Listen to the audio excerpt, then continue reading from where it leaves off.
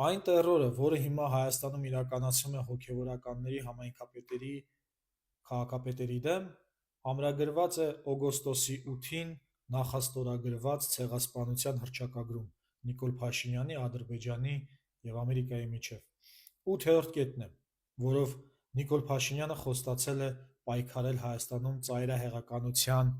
դեմ, իսկ որն է այդ ծայրահեղականությունը ըստ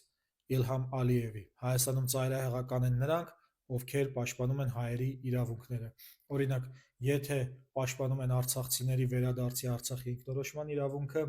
ապա նրանք ծայրահեղական են։ Եթե նրանք դատապարտում են Ադրբեջանին հայկական վանքերը, եկեղեցիները, խաչքարերը Արցախում վերացնելու համար, ապա նրանք ծայրահեղական են։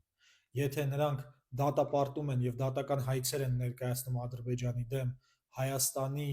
եւ հայերի նկատմամբ ռասայական խտրականության ատելության համար, նրանք եւս ծայրահեղական են։ Եթե մարդիկ պայքարում են պատանների վերադարձի համար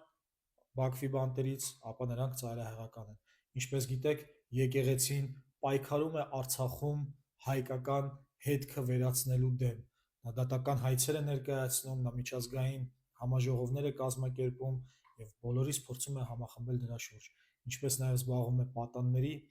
վերադարձի հարցով եւ արցախցիների իրավունքների հարցով։ Հետևաբար Նիկոլ Փաշինյանը եւ Ալիևը պայքարում են իրենց լեզվով կոչած ծայրահեղականության դեմ, սակայն ցեղասպանի համար ինչ ծայրահեղական է, նա աշխարհի համար բարոյական է։